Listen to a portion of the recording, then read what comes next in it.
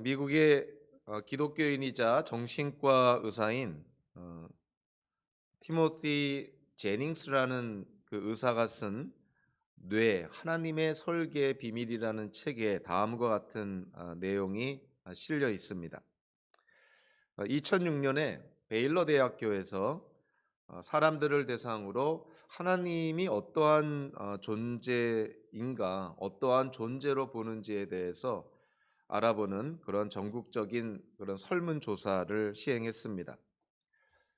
그 설문 결과는요, 하나님을 자비나 사랑의 존재로 본 사람들은 23%에 그쳤고, 대신에 권위주의적인 존재로 보는 사람들이 32%, 그리고 비판적인 존재로 보는 것이 16%, 그리고 멀찍이 떨어져 있는 존재로 보는 것이 24%, 그리고 나머지 5%는 자신이 무신론자라고 답변을 했다는 그런 설문조사 결과가 나왔습니다.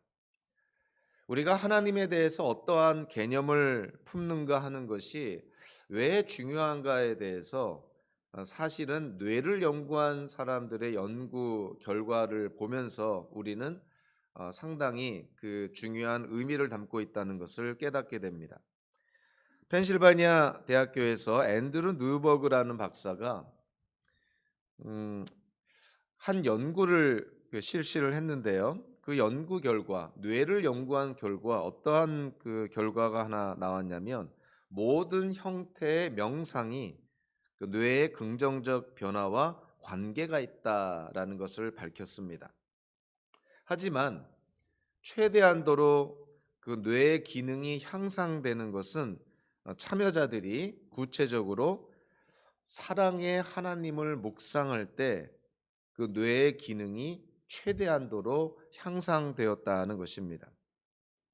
더 놀라운 사실은 사람들이 사랑의 하나님을 예배할 때 타인 중심의 사랑이 커질 뿐만이 아니라 예리한 사고력과 기억력까지 더 좋아진다고 합니다.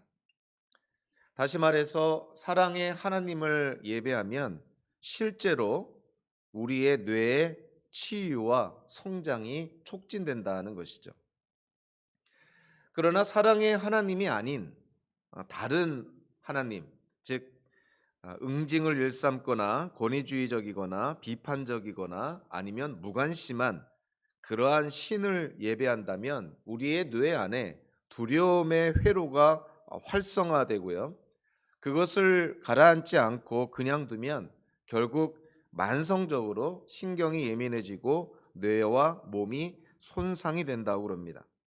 그래서 권위주의적인 신을 섬기면 우리의 성격이 서서히 예수님을 덜 닮는 쪽으로 변화된다고 합니다. 뇌를 연구한 그런 사람들의 결과를 통해서 이 간접적으로 우리에게 와닿는 것이, 정말 우리가 믿고 신뢰하는 하나님을 우리는 과연 어떠한 관점에서 바라보느냐, 도대체 어떤 하나님을 우리가 믿고 있느냐, 그것이 단순히 뭐 뇌의 기능을 향상하고 뇌의 성장을 촉진하는 이런 정도가 아니라, 사실은 이 뇌가 바르게 발달되고 바르게 성장이 된다면, 그리고 뇌의 기능이 정말 정상적으로 건강하게 진행이 된다면 결국 그것은 우리의 삶을 좌우하게 되는 것이고 우리의 인생을 좌우하게 되는 것이죠. 이러한 연구 결과를 통해서 우리가 깨닫는 것은 하나님에 대한 우리의 이해와 또 하나님에 대한 우리의 개념, 또 우리의 관점이 상당히 중요하다라는 것을 깨닫게 됩니다. 그래서 우리는 성경을 통해서 성경에서 계시된 하나님을 바르게 이해할 필요가 있는 것이죠.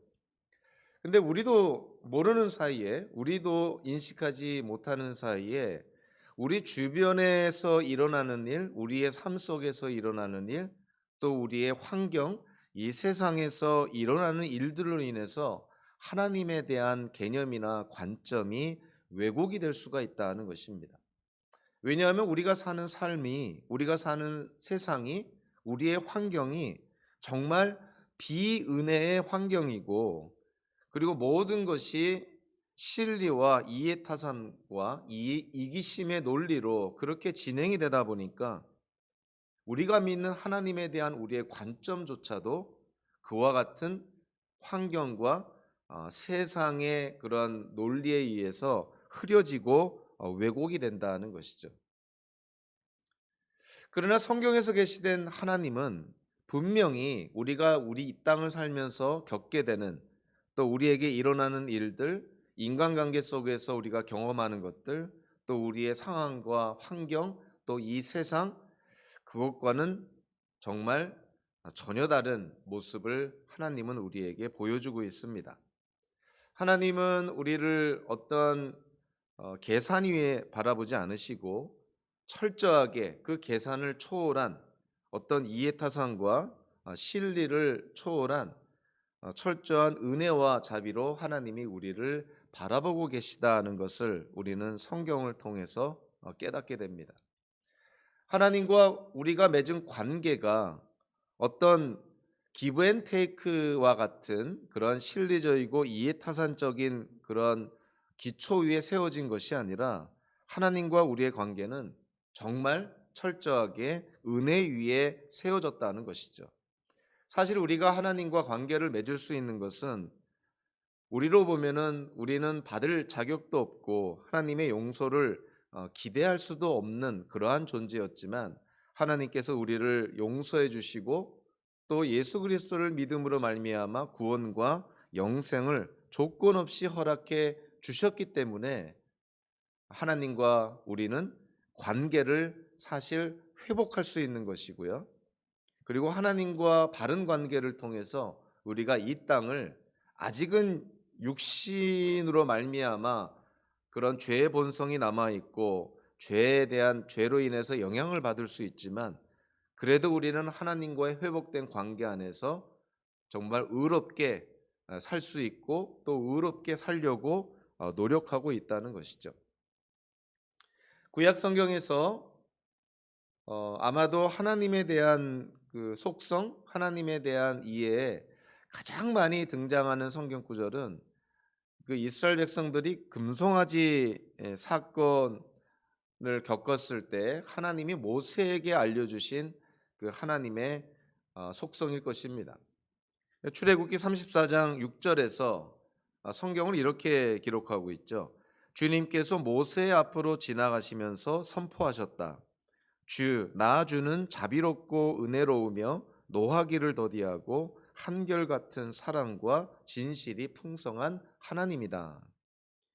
하나님에 대한 이해, 하나님에 대한 개념, 하나님에 대한 관점을 우리가 가질 때 이 출애굽기 34장 6절의 말씀은 아주 중요한 근거가 됩니다. 자, 우리가 믿는 하나님은 과연 어떠한 하나님인가? 정말 우리를 사랑하시는 하나님인가?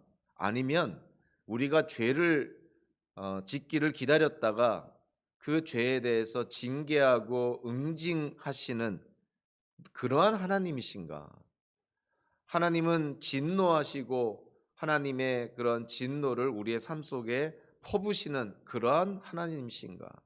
아니면은 아예 하나님은 우리의 삶을 무관심으로 바라보시고 관여도 안 하시고 내버려 두시는 그러한 하나님이신가?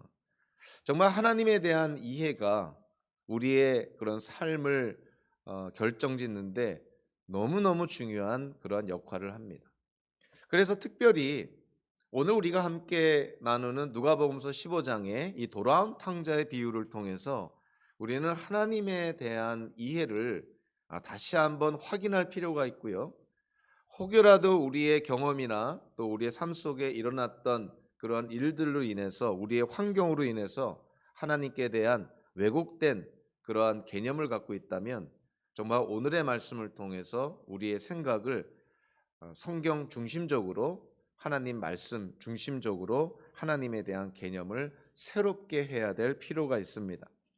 왜냐하면 하나님과 우리의 그런 관계의 기초에서 우리의 신분과 정체성이 결정이 되고요. 그리고 우리의 신분과 정체성에 대한 이해를 통해서 우리는 기독교인으로서의 자존감을 가질 수가 있는데, 정작 우리가 갖는 그런 자존감에 흔들리지 않는, 정말 안정감을 주는 안전기지와 같은 역할을 하는 것이 바로 우리를 향한 하나님의 사랑이라는 것이죠. 그러니까 우리를 향한 하나님의 그런 사랑에 우리가 확신을 하지 못하고 오히려 왜곡된 그런 하나님에 대한 이해를 갖게 된다면, 정말 우리가 누릴 수 있는 그러한 자존감이 사실은 쉽게 흔들릴 수가 있다는 것이죠. 우리는 오늘 우리에게 너무나 잘 알려진 그런 예수님의 비유를 대합니다. 예수님의 비유는 항상 언제나 그러는데요, 하나님의 나라라는 그러한 주제를 갖고 예수님은 우리에게 비유로 말씀을 합니다. 자, 오늘 비유도요, 이 당대의 환경적인 측면에서 그 시대에 이 비유를 직접 듣고 있는 그런 사람들에게도 적용이 될 뿐만이 아니라, 사실은 2000년의 그런 시간을 뛰어넘어서 현대를 사는 우리 기독교인들에게도 적용이 되는 그런 비유이기도 합니다. 자, 오늘 본문의 말씀을 보면 예수님의 비유를 듣는 사람들이 두 부류의 사람들이 나오는데요. 그 15장 1절에 보면 먼저 세리들과 죄인들이 언급이 됩니다. 그리고 2절에 보니까 그와는 반대 진영에 있는 바리새파 사람들과 율법 학자들이 예수님의 비유를 듣고 있다, 이렇게 말씀을 합니다. 그래서 그 돌아온 탕자의 비유에서 나오는 첫째 아들과 둘째 아들, 도대체 누구를, 또는 어떠한 사람들을 대상으로 이 비유가 주어졌을까 했을 때, 그 당시에 상황적으로 보면은 1차적으로는 그 집을 나간 둘째 아들은 당연히 세리들과 죄인들을 가리키는 것으로 쉽게 이해가 되고요. 대신 집안에 있었던 큰 아들, 아버지에 대해서 불평과 원망이 많았던 그 큰 아들은 당연히 바리새파 사람들과 율법학자들을 가리키는 것으로 쉽게 이해가 됩니다. 예수님이 처음 이 비유를 말씀할 때 그 상황적으로 그 두 부류의 사람들에게 이 비유가 적용된다는 것은 우리가 어렵지 않게 이해가 되는데요. 그러나 예수님의 비유는 그 시대 그 상황에 있는 사람들에만 적용되는 것이 아니라 사실은 좀 더 넓은 범위에서, 그리고 장기적인 그런 측면에서도 이 비유는 적용이 되는 것이죠. 먼저 이 큰아들은 선민 사상에 빠져 있는 이스라엘 민족을 가리킬 수 있고요. 대신에 둘째 아들은 이방인들을 가리킬 수가 있습니다. 그리고 사실 종말론적으로 보면은 둘째 아들, 즉 회개하고 돌이켜서 그 하나님을 상징하는 아버지께 나오는 자들은 다 하나님의 은혜로 구원받은 자들을 가리키는 것으로, 그렇게 종말론적으로도 이해가 되는 것이죠. 자, 그래서 우리가 오늘 본문을 바라볼 때 1차적으로는 그 당시에 있는 사람들, 그리고 2차적으로는 이스라엘 민족과 이방인들, 그리고 3차적으로는 종말론적으로 이 구원받은 그런 자들에 대한 이해로, 그렇게 오늘의 비유를 바라보면 아마 총체적으로 종합적으로 오늘의 말씀을 잘 이해할 수 있을 거라고 생각을 합니다. 자, 하나님 아버지를 상징적으로 가리키는 오늘 비유에 나오는 그 아버지와, 그리고 탕자들, 사실은 돌아온 탕자의 비유라고 알려져 있지만 오늘 비유에 나오는 탕자는 둘째 아들만 탕자가 아니라 집안에 있는 큰 아들도 역시 마찬가지로 탕자였다는 것을 깨닫게 됩니다. 그래서 사실 오늘의 비유는 돌아온 탕자의 그런 비유라기보다는 탕자들에 대한 비유, 정확하게는 탕자들에 대한 아버지의 이야기, 이렇게 우리가 이해가 되는 것이죠. 자, 오늘 이제 본문을 통해서요, 1차적으로 아버지로 그렇게 그 표현된 하나님의 사랑이 누구에게 주어졌는가 먼저 찾아볼 필요가 있습니다. 하나님의 사랑을 받는 그런 사람들의 특징이 세 가지로 표현되고 있는데요. 자, 1차적으로는 하나님의 사랑이 자격 없는 사람에게 주어졌다, 이렇게 우리가 이해가 됩니다. 작은 아들이나 또는 큰 아들이나 하나님의 사랑을 받을 자격이 없는 자들이었다는 것을 본문을 통해서 우리가 직간접적으로 찾아볼 수가 있습니다. 먼저 둘째 아들 같은 경우는 아버지의 사랑을 받을 자격이 없는 존재라는 것을 너무나 쉽게 깨달을 수가 있습니다.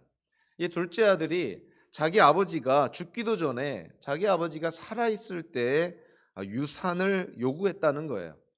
자, 유대인들에게 있어서 아버지가 살아있는데 아버지에게 유산을 요구한다는 것은 마치 그런 것입니다. 아버지가 빨리 죽기를 바라거나 아버지와의 관계보다 더 중요한 것은 아버지가 갖고 있는 재산이 나한테 더 중요하다는 식의 그런 메시지가 전해지는 것이죠. 뭐 현대적으로 표현하면 정말 페류나라고 볼 수가 있는 것이죠. 그러니까 아버지가 죽어야 유산을 받게 되는데 아버지가 살아있는데 유산을 요구했다는 것은 이거는 정말 아버지를 아버지로 생각하지도 않는 것이고 오히려 아버지가 빨리 죽었으면 좋겠다는 정말 이 페르나의 그런 모습을 보여줍니다. 그리고 두 번째로 이 아들이 그 아버지로부터 유산을 받았을 때 13절에 보니까 이 아들이 그 유산을 다 제 것으로 챙겨서 요즘 말로 하면 그것을 다 현금으로 바꾸어서 지방으로 먼 나라로 떠났다는 것이죠. 자, 유대인의 그런 그 법에 의하면 아버지가 죽기 전에는 아버지로부터 서로 유산을 받았다 하더라도 그 유산에 대한 재산권을 행사할 수가 없습니다. 자, 그러니까 이 둘째 아들이 아버지로부터 유산을 받았는데 그 받은 유산을 현금으로 다 바꿨다 하는 것은 그만큼 재산의 손실을 보면서, 그러니까 정당한 거래가 아니라 정말 그 막대한 그 손실을 감수하면서까지 아버지께로부터 받은 유산을 현금으로 바꿨다는 거예요. 그러니까 아버지의 재산에 사실은 막대한 손실을 입힌 거나 다를 바가 없는 것이죠. 살아있는 아버지를 마치 죽은 아버지처럼 생각을 해서 유산을 구한 것이나 그 받은 유산을 막대한 손실을 감수하면서까지 현금으로 바꾸어서 먼 나라로, 먼 지방으로 떠났다는 것. 이건 단순히 어떤 물질적인 그런 측면뿐만이 아니라 가장 심각한 것은 이 둘째 아들이 아버지와의 관계를 단절했다는 거예요. 관계에 단절이 일어났다. 사실 아버지가 하나님을 의미한다는 것을 우리가 잘 이해한다면 하나님과 인간과의 관계가 사실은 단절이 됐는데 그 단절된 이유가 뭐냐면 바로 죄 때문이었던 것이죠. 그래서 이 작은 아들로 이 상징된 이 인물이 아버지와의 그 모든 관계를 단절했다는 것은 지금 단순히 죄를 지어서 유대 사회에서 죄인으로 취급받는 그런 세리들과 죄인들만을 가리켰다기보다는 사실은 인류 전체를 가리키고 있다고 해도 쉽게 이해가 될 수가 있는 부분이죠. 작은 아들만이 탕자였나요? 작은 아들만이 아버지의 사랑을 받을 자격이 없는 아들이었나요? 본문을 보면은 간접적으로 큰 아들 또한 탕자였다는 것을 깨닫게 됩니다. 자, 오늘 본문에서 작은 아들이 유산을 받았다고 그러는데요. 구약의 율법에 의하면 큰 아들은 다른 자녀들보다 2배의 유산을 받도록 되어 있습니다. 그러니까 작은 아들이 유산을 받았다면 이 본문을 통해서 암시하는 것은 당연히 큰 아들에게도 유산이 주어졌겠죠. 아니, 아버지가 작은 아들이 유산을 원한다고 해서 큰 아들에게 유산 안 주고 작은 아들에게만 유산을 줬을 리는 없는 것이죠. 상식적으로 이 이스라엘의 그 구약의 율법에 의하면 큰 아들은 2배의 재산을 받을 자격이 있습니다. 그러니까 사실 유산을 받은 것은 작은 아들뿐만이 아니라 큰 아들도 유산을 받은 것이죠. 작은 아들이 재산을 탕진하고 집에 돌아왔을 때 아버지는 마치 아들이 죽었다가 살아난 것처럼 기뻐했지만 큰 아들은 전혀 기뻐하지 않았습니다. 물론 작은 아들이 자기의 유산을, 아버지가 준 유산을 다 탕진하고 돌아왔기 때문에 거기에 분노했을 수도 있겠지만 사실 문맥적으로 더 합당한 해석은요, 작은 아들이 유산을 다 탕진하고 돌아왔다면, 자 이제 나중에 아버지가 죽을 때 큰아들에게 물려준 유산을 작은 아들과 나눌 수도 있을 가능성이 있는 것이죠. 그러니까 큰아들 입장에서는 자기에게 아버지가 물려준 유산을 저 작은 아들에게 또 나눠줄 가능성도 있으니, 이 큰아들 입장에서는 저 작은 아들이 정말 돌아온 것이 결코 기쁠 이유가 아니었던 것이죠. 아버지의 그런 유산을, 아버지로부터 받은 유산을 다 탕진했을 뿐만이 아니라 자기가 받은 그런 유산까지도 나중에 나눠야 한다는 그런 어떤 불안감, 위기감, 그리고 그런 데서 오는 그, 그 불편함이라는 것은 아마 이루 말할 수 없었을 것입니다. 그러니까 작은 아들만 돈에 눈이 어두운 탕자가 아니라 사실은 큰 아들도 돈에 눈이 어두운 탕자였다는 것이죠. 큰 아들은 아버지가 작은 아들을 용서해 줬다고 해가지고요, 아버지에게 불평을 합니다. 자, 작은 아들이 죽었다가 살아난 것처럼 비록 재산을 다 탕진했지만 집으로 돌아왔다면, 그리고 아버지가 그 작은 아들을 용서해 줬다면 같이 기뻐해야 되는 것이 아들의 당연한 그러한 도리인데, 이 큰아들은 기뻐하지 않고 오히려 아버지께 불평하고 원망했다는 것이죠. 자, 그러한 그 큰아들의 그러한 모습에 그 어떤 배경이 되는 게 그 29절에 보면 잘 나와 있습니다. 자, 큰아들이 아버지에게 이렇게 대답합니다. 나는 이렇게 여러 해를 두고 아버지를 섬기고 있고 아버지의 명령을 한 번도 어긴 일이 없는데, 나에게는 친구들과 함께 즐기라고 염소 새끼 한 마리도 주신 일이 없습니다. 이 큰아들이 아버지를 대하는 그 아버지에 대한 이해가 정말 아버지로서의 어떤 그런 이해보다는 마치 주인과 같이 대하고 있다. 이 큰아들이 이 아버지를 대하는 그 모습이 정말 부자지간의 모습이라기보다는 주인과 고용된 일꾼의 모습처럼 보이는 것이죠.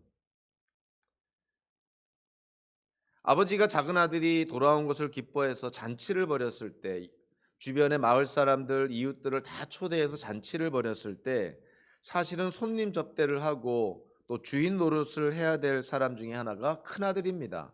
자, 아버지도 물론 주인 노릇을 해야 되지만, 자, 그 집의 장남으로서 큰아들도 그 주인 노릇을 해야 되는 것이죠. 손님들을 접대해야 되는 것이고, 또 손님들에게 필요한 것들을 또 공급해 줘야 되는 것이고, 자, 그럼에도 불구하고 이 큰아들은 아예 잔치석상에 나타나지도 않습니다. 그 잔치를 연 아버지로서는요, 굉장히 그 손님들에게 결례일 뿐만이 아니라 일종의 집안의 망신일 수 있는 것이죠. 자, 그래서 28절에 보니까 아버지가 나와서 큰아들을 달랩니다. 자, 이 당시 유대 사회에서, 그런 가부장적인 그러한 사회에서 아버지가 아들을 달랬다는 것은, 이거는 굉장히 그 특별한 케이스예요. 참 보기 드문 케이스인 것이죠. 아버지가 아들을 달랬다. 이건 참 보기 힘든 그러한 모습입니다. 그러니까 지금 큰아들의 행동이 그 당시 유대인들에게 있어서, 이스라엘 사람들에게 있어서 참으로 눈에 벗어나는 행동일 뿐만이 아니라 집안의 망신일 뿐만이 아니라 참 보기 드문 모습이라는 것이죠. 자, 이러한 모든 것을 이렇게 우리가 직간접적으로 본문을 이렇게 들여다보면, 작은 아들만 탕자가 아니라 큰 아들도 탕자였다는 거예요. 다르게 말하면 작은 아들만 아버지의 사랑을 받을 자격이 없는 것이 아니라 큰 아들 또한 아버지의 사랑을 받을 자격이 없는 사람이었다는 것을 본문을 통해서 깨닫게 됩니다. 하나님의 사랑을 받을 자격이 없지만, 그러나 하나님의 사랑을 받았던 사람들은 누구냐면 하나님께 속한 자들이었다는 거예요. 참 아주 중요한 그런 포인트입니다. 이 외국에 나아가서 아버지로 받은 유산을 다 탕진하고 정말 빈털터리가 된 이 작은 아들이 인생의 밑바닥에 떨어졌을 때 깨달은 것이 하나 있습니다. 그것이 뭐냐면 자기가 지금 비록 집을 나와서 멀리 떨어져 살고 있지만 아버지의 아들이라는 사실을 깨닫게 돼요. 17절에 보니까 그제서야 그가 정신이 들어서 이렇게 말하였다. 내 아버지의 그 많은 품꾼들에는 먹을 것이 남아도는데 나는 여기서 굶어 죽는구나. 이 작은 아들이 집으로 돌아가야겠다고 생각하게 된 결정적인 동기가 뭐냐면 이 작은 아들이 자기가 아버지의 아들이라는 것이죠. 만약에 종이었으면, 도망친 종이었다면 아마 자기가 도망쳤던 집, 자기가 도망쳤던 주인에게 돌아갈 생각은 아마 꿈도 꾸지 못했을 것입니다. 비록 아버지에게 유산을 받아서 그 유산을 다 탕진했지만 그래도 이 작은 아들이 집으로 가야겠다고 생각할 수 있었던 그 동인이 되었던 게 뭐냐면 자기가 아버지의 아들이라는 사실이에요. 자, 그래서 하나님의 아버지의 사랑을 받는 자, 아버지께 속한 자, 하나님의 사랑을 받는 자, 당연히 하나님께 속한 자라는 거예요. 하나님의 사랑을 받는 자는 자격 없는 사람들에게 주어졌을 뿐만이 아니라 그럼에도 불구하고 하나님께 속한 자에게 하나님의 사랑이 주어졌고, 그리고 오늘 둘째 아들의 모습을 통해서 또 세 번째 그 특징이 나타나는데 누가 하나님의 사랑을 받느냐? 회개하는 사람입니다.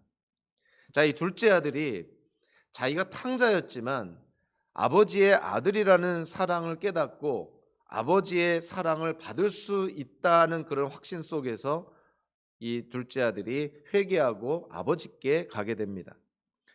자, 구약 성경이 쓰여진 히브리어에는요, 회개라는 낱말 자체가 없습니다.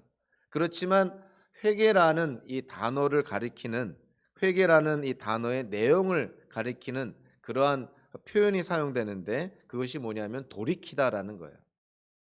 자, 오늘 본문에서도요, 이 작은 아들이 돌이킵니다. 마치 요나서 3장 10절에서 니느웨의 그 요나를 통해서 하나님의 심판의 메시지가 전해졌을 때 그 니느웨 성에 살고 있었던 사람들이 왕으로부터 그 서민들에 이르기까지 모든 사람들이 하나님께 회개하는 장면이 기록이 되어 있는데요. 그 기록된 모습을 보니까 이렇게 표현합니다. 하나님께서 그들이 뉘우치는 것, 곧 그들이 저마다 자기가 가던 나쁜 길에서 돌이키는 것을 보시고 돌이켰다. 즉 회개했다는 것이죠. 일종의 방향을 바꾸었다. 즉 방향 전환을 했다는 거예요. 그러니까 둘째 아들이 자기가 아버지의 아들임을 깨닫고 그리고 아버지의 사랑을 받을 자격이 없지만 그래도 자기가 아버지의 아들이니 아버지로부터 사랑을 받을 수 있다는 그러한 확신 속에서 이 둘째 아들은 돌이키게 됩니다. 아버지를 떠났던, 집에서 멀리 떠났던 그런 삶에서 돌이켜서 다시 집으로 향하게 되는, 즉 아버지에게로 방향을 바꾸는 그러한 회개의 역사가 이 둘째 아들에게 있었던 것이죠. 16절에 이 돼지들이 먹는 쥐염 열매라는 표현이 나오는데요. 그 유대교의 랍비 중에 한 명이었던 아카라는 랍비는 이런 표현을 씁니다. 자, 사람들이 쥐염 열매를 먹어야 회개한다라는 표현을 썼는데요. 즉 사람들이 배부르고 등 따뜻하고 그리고 세상에 걱정거리가 없을 때는 죄를 지은 사람도 회개하지 않는다는 거예요. 그런데 쥐염 열매를 먹어야 회개한다.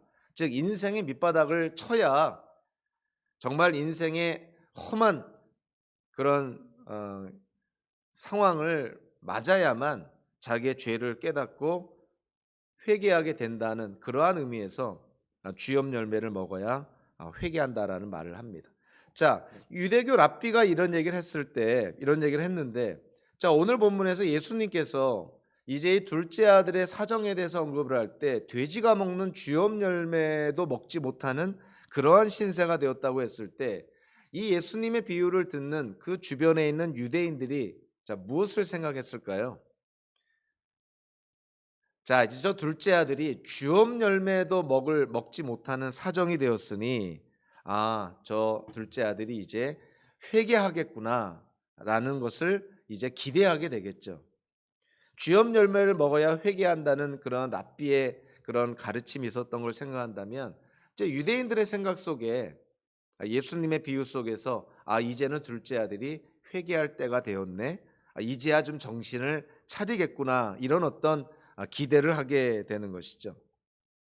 우리가 잘 아는 기독교인 그런 작가인 필립 얀시는요. 그의 책에서 이런 말을 합니다. 용서를 가로막는 것은 하나님의 침묵이 아니라 우리의 침묵이다.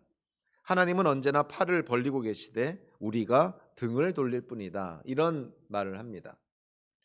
자, 오늘 본문 비유를 통해서도 보면 이 둘째 아들이 떠나간 다음에 이 아버지가 항상 이렇게 문 밖에 나와서 그 둘째 아들이 돌아오기를 기다리는 모습으로 그려지고 있습니다. 그러니까 하나님의 모습이고요. 자, 죄인들이 회개하고 돌이켜서 하나님께 오기를 기다리는 하나님의 모습이라는 거예요. 하나님은 언제나 기다리고 계시는데 정작 돌아오지 않는 것은 죄인들이라는 것이죠. 제가 휴스턴에서 그 유학생활하면서 거기 이민교회를 다니면서 신앙생활을 했는데 그 언젠가 특별 집회가 있었는데요. 캐나다에서 사역하는 목사님이 한번 오셔서 말씀을 전한 적이 있습니다. 그분이 캐나다에서 이 사역을 하시면서 겪은 일화를 전해 주셨는데 다음과 같은 내용입니다. 어느 추수감사절 때 가까운 지인들을 초대해서 이제 식사 대접을 하려고 이 터키를 구웠다는 것이죠. 사실 터키를 구우려면 몇 시간, 뭐 하루 종일 정말 정성을 들여서 구워야 되는데요. 자, 터키를 다 구운 다음에 그 터키를 이제 식혀야 되니까 식히려고 테이블 위에 이렇게 놓았는데 그 집에서 기르던 개가 그 테이블 위에 올려져 있던 터키를 그냥 날름 먹어버렸다는 것이에요. 자, 조만간에 이제 얼마 안 있으면 초대한 손님들이 이제 집으로 올 텐데 대접할 터키를 기르던 개가 먹어버렸으니 이 목사님은 이 보통 낭패가 아니었던 것이죠. 그 터키를 먹은 그 개도요. 그 주인집 식구들의 어떤 그 황당해하는 표정이나 당황해하는 모습을 아마 본능적으로 감지를 했는지, 그리고 자기가 뭔가 잘못했다는 것을 깨달았는지 꼬리를 내리고 고개도 못 들고 저 구석에서 쭈그리고 그렇게 앉아 있었다고 합니다. 목사님께서 그 개를 보니까 참 불쌍하기도 하고, 물론 목사님이 좀 당황하고 좀 화도 났겠지만 그 구석에서 쭈그리고 앉아 있는 그 개를 보니까 참 극률한 마음이 들었다는 것이죠. 그래서 뭐 주워받거나 발로 차거나 그러지 않고 그냥 그 개에게 다가가서 머리를 쓰다듬으면서 그렇게 말했다 그럽니다. 얼마나 먹고 싶었으면 그랬겠냐. 그러한 말을 하면서 그 구석에서 쭈그리고 있던 개를 조용히 쓰다듬어 주었다는 것이죠. 자, 그런데 이 목사님이 경험한 게 그 터키를 먹고 일종의 잘못했다는 걸 깨달은 그런 그 집의 개를 이 목사님이 머리를 쓰다듬으면서 일종의 용서를 해줬는데, 그 개가 비록 비인격체이고 미천한 개지만 이 주인이 베푼 그 은혜와 사랑을 정말 깨달았는지 그 이후에 그 개의 행동은 정말 180도 변했다는 거예요. 정말 이전의 그 모습과는 전혀 다른 그런 모습의 그런 강아지가 됐다 그럽니다. 그래서 이게 참 조심스럽게 되는데 그 목사님 말로는 정말 그때 이후로 그 개가 정말 거듭난 개로서의 모습을 보여줬다. 그렇게 표현을 하더라고요. 하나님의 사랑을 받은 죄인들의 모습, 그리고 하나님의 사랑을 경험한 우리들의 반응, 과연 어때야 될까 생각하면 참 이와 같은 일화가 여러 가지로 우리에게 메시지를 줍니다. 사실 오늘 비유에서 이 탕자, 즉 집을 나간 둘째 아들이 어느 순간 자기가 아버지의 아들임을 깨닫고 돌이켜서 집으로 향했다는 것은 참 그 인간의 어떤 그 본질, 그 인간의 본성에 대한 아주 중요한 메시지를 주고 있다고 봅니다. 잔 칼빈이나 블레이즈 파스칼 같은 사람은 어떤 말을 하냐면, 자, 우리가 하나님의 형상으로 지음받았기 때문에 우리 안에는 하나님만이 채워줄 수 있는 공간이 있다는 거예요. 즉 하나님을 통해서만이 만족을 누릴 수 있는 공간이, 스페이스가 우리 안에 있다는 것입니다. 다른 말로 하면 하나님을 통해서 우리 안에 있는 그 공간이 채워지지 않는다면 우리는 계속 무엇인가를 추구하게 되고, 마치 소금물을 먹듯 계속 하나님 아닌 다른 것들을 추구할 때 갈증이 계속 일어나게 된다는 것이죠. 그래서 이 둘째 아들이 자기가 아버지의 아들임을 깨닫고 마침내 하나님 이 아버지께로 돌아가는 그 모습이 바로 우리 인간의 모습이라는 거예요. 그러니까 우리가 하나님께로부터 하나님의 형상대로 지음받은, 하나님을 닮은 인격체인 그런 피조물이라는 것을 우리가 깨닫게 된다면, 정말 하나님이 우리의 창조주가 되심을 깨닫게 된다면 우리가 하나님께로 돌아가는 것이 마땅하다는 것이죠. 그래서 성 어거스틴 같은 사람은요, 그와 같은 인간의 어떤 본성에 대해서, 인간의 본질에 대해서 어떤 표현을 쓰냐면 하나님에 대한 사랑의 추억이다, 이런 표현을 씁니다. 즉 인간의 저 마음, 저 중심, 저 구석에는 그 막연한 하나님에 대한 사랑의 추억이 있다는 거예요.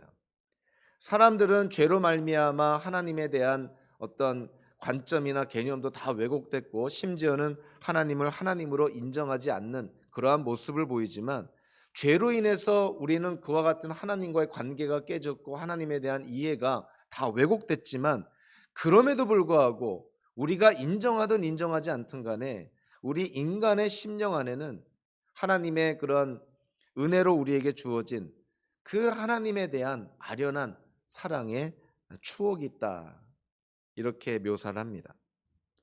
참 굉장히 깊은 그러한 묵상과 또 통찰을 통한 깨달음이라고 생각을 합니다. 모든 인간에게는 하나님에 대한 아련한 사랑의 추억이 있다. 잔 칼빈과 블레이즈 파스칼 같은 사람 같은 경우에는 우리 안에는 하나님만이 채워줄 수 있는 빈 공간이 있다라는 말과 일맥상통하는 것이죠. 그래서 성 어거스틴이 하나님께 기도할 때 다음과 같은 유명한 말을 합니다. 주께서 주님 자신을 위해 저희를 지으셨으니 저희 심령은 주님 안에서 쉴 때까지 쉼이 없습니다. 우리가 하나님 안에서 안식하기 전까지는 우리에게 참된 쉼이나 안식은 없다는 거예요. 그러니까 우리 안에 하나님만이 채워줄 수 있는 그 공간, 거기가 하나님으로 말미암아 채워져야만 우리는 진정한 그런 만족도 누리게 되고 평안도 누리게 되고 안식도 누리게 된다는 것이죠. 하나님의 사랑을 받는 자, 오늘 비유로 보면 자격 없는 자들입니다. 그럼에도 불구하고 하나님께 속한 자들이고요. 그리고 하나님께 돌이켜서 나아오는 자, 즉 하나님께 회개하는 자들이 하나님의 사랑을 받는 자들임을 오늘 비유는 우리에게 말해줍니다. 자, 오늘 비유에서요, 또 이 아버지의 모습을 통해서 우리는 우리를 향한 하나님의 사랑의 특징을 발견할 수 있어요. 하나님의 사랑에는 어떠한 성격이 있을까요? 자, 첫째로 둘째 아들을 용납하시고 용서하시고 다시금 아들로서의 지위를 회복시켜 주시는 그 아버지의 모습을 통해서 하나님의 사랑은 무조건적인 것이다라는 걸 깨닫게 됩니다. 작은 아들은 정말 그 당시에 그 사회의 개념이나 또 그 당시에 유대인 사회의 그런 관습을 통해서 보면 정말 이건 페르나고요. 정말 돌에 맞아 죽어도 할 말이 없는 그러한 자식입니다. 자, 그러한 페르나였던 둘째 아들이 아버지께로 돌아왔을 때 아버지는 어떠한 조건을 대지 않고 그를 있는 그대로 받아줍니다. 특별히 오늘 그 본문 가운데 20절에 보면 그 아들을 향한 아버지의 마음을 이 단어 하나가 다 표현한다고 저는 생각을 합니다. 20절에 뭐라고 말하고 있냐면, 자, 그는 일어나서 아버지에게로 갔다. 그가 아직도 먼 거리에 있는데 그의 아버지가 그를 보고 측은히 여겨서, 즉 긍휼히 여겼다는 거예요. 즉 불쌍히 여겼다. 아버지가 멀리서 집으로 돌아오는 그 둘째 아들의 모습을 보고 불쌍히 여겼다, 긍휼히 여겼다, 측은히 여겼다. 그것이 그 아버지의 마음을 그냥 다 보여주는 그런 표현이라고 생각을 합니다. 긍휼히 여기는 마음, 측은하게 여기는 마음, 자비를 베풀고자 하는 마음. 그것이 둘째 아들에 대한 아버지의 마음이었고, 즉 하나님께로 회개하고 돌아오는 죄인들을 향한 하나님의 마음이라는 거예요. 하나님의 사랑은 무조건적인 것뿐만이 아니라 오늘 본문을 보니까 정말 우리의 상상을 초월하는 것들입니다. 자, 아버지가 작은 아들을 돌아왔을 때 어떻게 그 작은 아들을 베풀어 줍니까? 가장 좋은 옷을 입히고 권위의 상징인 반지를 끼우게 하고 아들의 지위를 인정하는 신을 신깁니다. 더군다나 이 작은 아들을 위해서 잔치를 베풀어 주는 것이죠. 그냥 단순히 용서해주고 그냥 집으로 받아들이는 정도가 아니라 모든 사람들에게 일종의 공포하는 것이에요. 집을 떠났던 이 둘째 아들이 다시금 집에 돌아옴으로 말미암아 이제는 이 아들이 정말 내 아들이다. 그거를 온 천하에 공포하는 것이죠. 그러니까 둘째 아들을 향한 아버지의 사랑은 그 당대에, 즉 그 비유를 듣는 유대인들의 예상을 완전히 초월하는 그러한 사랑이었습니다. 하나님의 사랑은, 즉 오늘 비유에 나오는 아버지의 사랑은 무조건적인 사랑일 뿐만이 아니라 초월적인 사랑일 뿐만이 아니라 또 우리가 눈여겨봐야 될 것은 개인적인 사랑이었다는 것이죠. 그냥 어떤 단체나 민족이나 어떤 큰 규모에게 베푸는, 그렇게 뭉뚱그려 주는 그런 사랑이 아니라 정말 구체적으로 퍼서널하게 개인적으로 베풀어지는 사랑이었다는 것입니다. 특별히 누가복음서 15장에 그 세 가지 비유가 나오는데요. 그 세 가지 비유가 전개되는 것을 보면 하나님의 사랑이 참 구체적이고 개인적인 것이다라는 것을 우리가 깨닫게 됩니다. 자, 첫 번째 비유가 뭔가요? 100마리의 양 가운데서 잃어버린 한 마리의 양. 자, 100마리 가운데서 한 마리를 지칭합니다. 자, 두 번째 비유는 뭔가요? 10개의 드라크마라는 동전 가운데서 잃어버린 한 드라크마. 그러니까 10개 가운데서 하나. 자, 잃어버린 돌아온 탕자의 비유에서는 뭡니까? 두 아들 가운데서 잃어버린 한 아들. 그러니까 하나님의 사랑이 점점 더 구체화되고요, 더 개인적인 그러한 모습을 우리에게 보여주고 있는 것이죠. 그래서 헨리 나우엔이라는 사람은요, 이런 하나님의 사랑을 이렇게 묘사합니다. 하나님은 기뻐하신다. 세상의 문제들이 해결됐기 때문도 아니고 인간의 아픔과 고난이 다 끝났기 때문도 아니고 수많은 영혼이 이미 회심하여 당신의 선하심을 찬양하고 있기 때문도 아니다. 하나님은 잃어버린 자녀 하나를 찾으신 것으로 기뻐하신다. 하나님의 사랑이 참으로 구체적이고 개인적인 것이다라는 거예요.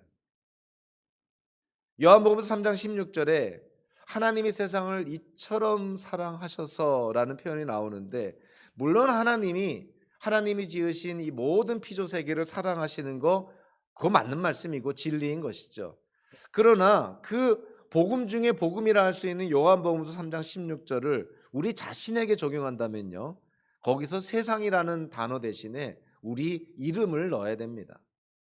하나님이 나 자신을 사랑하셔서 예수님을 이 땅에 보내셨다는 그 사실을 우리가 인정해야 되는 것이죠.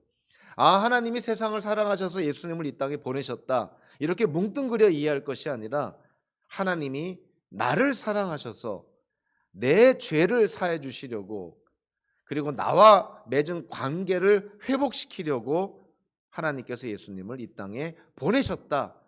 이렇게 개인적으로 구체적으로 적용을 해야 됩니다.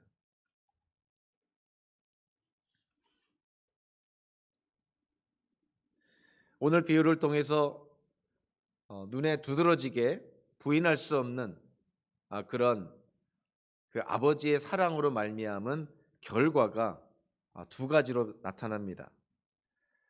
둘째 아들이 집으로 돌아왔을 때 아버지가 그 아들을 용납해주고 그리고 그 아들의 그런 신분을 회복시켜주고 이러한 모든 과정 속에서 그 아버지가 베푼 사랑의 결과가 두 가지로 나타나는데요. 당연히 1차적으로 우리가 깨닫게 되는 것은 바로 관계가 회복이 되었다는 것입니다. 아버지와 아들의 관계가 회복이 되었다. 오늘 비유에서 몇 번에 걸쳐서 아버지가 그런 표현을 합니다. 내 아들이 죽었다가 살아났다. 즉 잃어버렸다가 되찾았다. 즉 깨졌던 관계가 회복이 되었다 하는 거예요. 이거는 현대를 사는 우리 기독교인들도 마찬가지인 것이죠. 죄인이었을 때 하나님을 하나님으로 인정하지 않았을 때 하나님과의 관계가 깨졌고 하나님과의 관계가 왜곡이 됐는데 하나님의 은혜로 우리가 돌이켜서 하나님께로 나왔을 때 하나님은 우리의 죄를 용서해 주시고 멀어지고 깨어졌던 관계를 하나님이 회복시켜 주신 것입니다. 그래서 의롭게 되었다는 것은 법정적인 개념으로는 물론 죄가 없다, 죄가 용서받았다는 의미도 되지만 관계적인 측면에서 의롭게 되었다는 것은 바로 올바른 관계를 맺었다는 거예요. 그러니까 우리가 하나님과의 관계에서 그 관계가 회복이 되었고 하나님과 올바른 관계가 되었다는 것을 의롭게 되었다고 표현을 합니다. 그러니까 우리가 의인이라는 것은 단순히 죄가 없다는 것만을 의미하는 것이 아니라 하나님과의 관계가 회복이 되었다. 즉 하나님과 바른 관계를 맺고 있다는 것을 의미합니다. 그래서 우리가 의인이라는 것은 내가 이제 죄를 용서받았고 죄가 없다는 존재로 만족하는 것이 아니라 하나님과의 바른 관계가 회복이 되었기 때문에 이제는 하나님께서 원하시는 삶을 살아야 된다는 것을 의미하는 것이죠. 의인이라는 것은 의인 그 자체에 만족하는 것이 아니라 의인답게 살아야 되는 것이에요. 그것이 하나님과의 관계가 회복된 자들의 증거라는 것입니다. 아버지가 둘째 아들을 용서함으로 말미암아 관계가 회복이 되었을 뿐만이 아니라 오늘 본문에서 그 내용적으로 우리에게 말씀하는 것이 뭐냐면 이제 둘째 아들이 자기의 삶을 되찾을 뿐만이 아니라 원래 둘째 아들이 누리는 삶을 회복하고 그리고 그 삶을 누리게 되었다는 거예요. 유산을 받아가지고 먼 나라에 가서 허랑방탕하게 살다가 빈털터리가 돼서 이제 거지가 되었을 때의 모습. 그러나 자기가 아버지의 아들임을 깨닫고 다시 아버지께로 돌아왔을 때 아버지로부터 용납받고 수용되고 용서받고 그 관계가 회복이 되었을 때 이 둘째 아들은 이제 자기에게 주어진 삶을 풍성하게 누릴 수 있게 되었다는 것이죠. 그래서요 예수님이 이 땅에 오신 목적 가운데 하나를 요한복음서 10장 10절에서 이렇게 표현을 합니다. 도둑은 다만 훔치고 죽이고 파괴하려고 오는 것뿐이다. 나는 양들이 즉 예수를 믿는 우리가 생명을 얻고 더 넘치게 얻게 하려고 왔다. 이런 말씀을 합니다. 예수 그리스도를 말미암아 하나님과의 관계가 회복되는 정도가 아니라 하나님께서 우리에게 허락하신 삶을 풍성하게 누릴 수 있게 되었다는 것이죠. 그래서 저와 여러분들이 예수 그리스도를 믿음으로 하나님과 관계가 회복이 되어서 이제는 하나님을 나의 아버지라 아버지라 부를 수 있는 존재가 되었다면 하나님이 우리에게 허락하신 이 땅에서의 삶을 우리가 하나님 안에서 하나님과 함께 풍성하게 누릴 수 있게 되었다는 것이에요.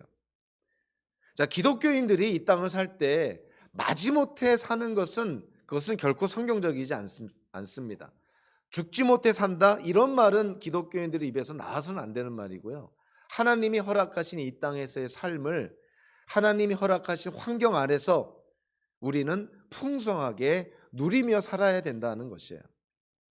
하나님께서 허락하신 삶을 누릴 때 당연히 우리가 겪게 되는 여러 가지 환경과 여러 가지 상황의 변화 속에서도 우리는 만족감을 누리며 하나님 안에서 자존감을 누리며 그리고 하나님이 주시는 안정과 평안과 소망을 누리며 우리는 이 땅을 살아야 된다는 것이죠.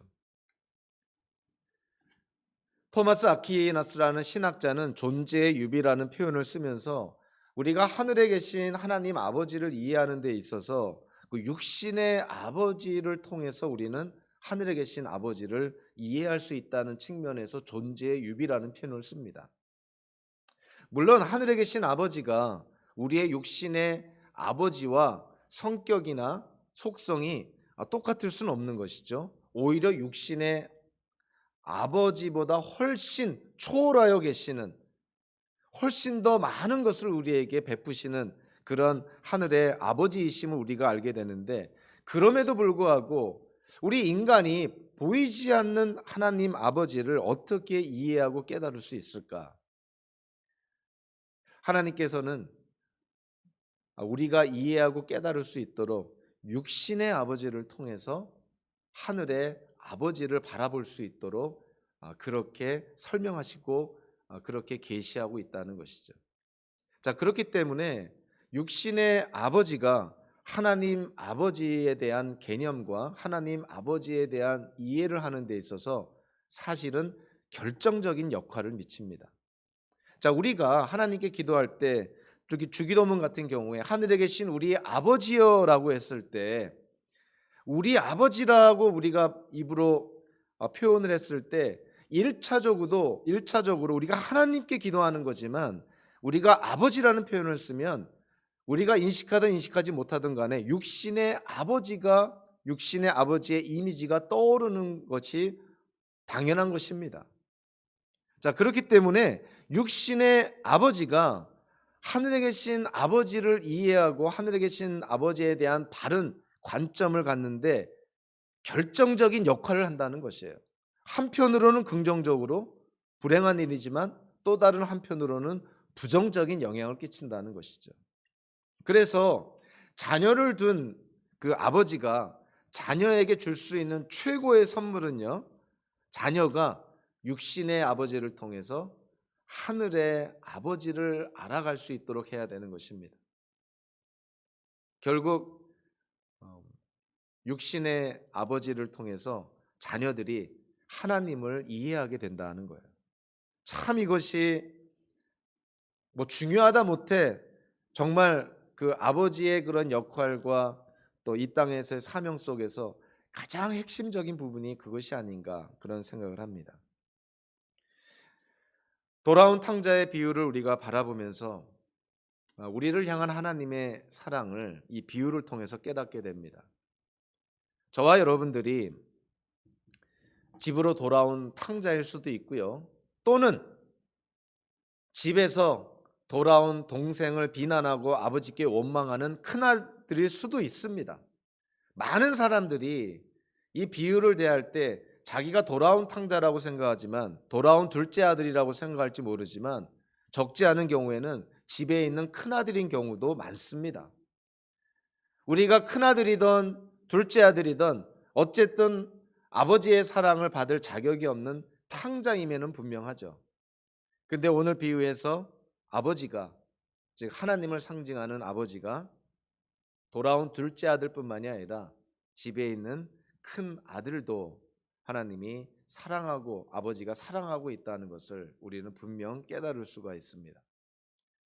자, 오늘 비유에서 우리는 하나님에 대한 분명한 이해, 하나님에 대한 성경적인 관점을 가져야 됩니다. 하나님은 우리를 정죄하시는 분이시냐? 그렇지 않습니다.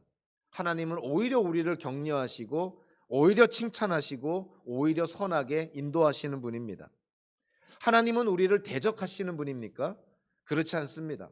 하나님은 우리를 위하시는 분입니다. 하나님은 우리를 비판하시는 분입니까? 오히려 하나님은 우리를 위로하시고 격려하시는 분이시죠. 성경에서 계시된 하나님, 아니 우리가 믿고 신뢰하는 하나님에 대한 어떤 이미지, 어떠한 그림을 갖기를 원한다면 누가복음서 15장에 나오는 이 돌아온 탕자의 비유에 나오는 그 아버지의 모습을 기억하시기 바랍니다.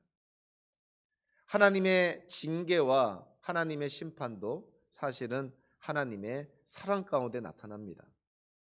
하나님을 사랑을 빼놓고 하나님을 이해한다거나 하나님을 사랑이 없이 바라본다는 것은 그것은 성경의 하나님을 분명 왜곡하는 것입니다. 자, 저와 여러분들의 삶 속에서 우리가 예수 그리스도로 말미암아 이제 하나님을 나의 아버지, 우리의 아버지로 고백하고 이제는 우리가 하나님께 진노의 대상이 아니라 하나님의 사랑을 받는 자녀가 되었다는 이 정체성을 확신한다면 우리가 믿는 하나님은 정말 우리를 사랑하시는 하나님이시라는 거예요. 저와 여러분들이 이 땅에서의 삶을 살 때 그 사랑의 하나님으로 말미암아 흔들림이 없는, 그리고 하나님의 자녀로서의 자존감을 풍성하게 누리며 살아가는 저와 여러분들 되시기를 주님의 이름으로 축원합니다. 기도하겠습니다.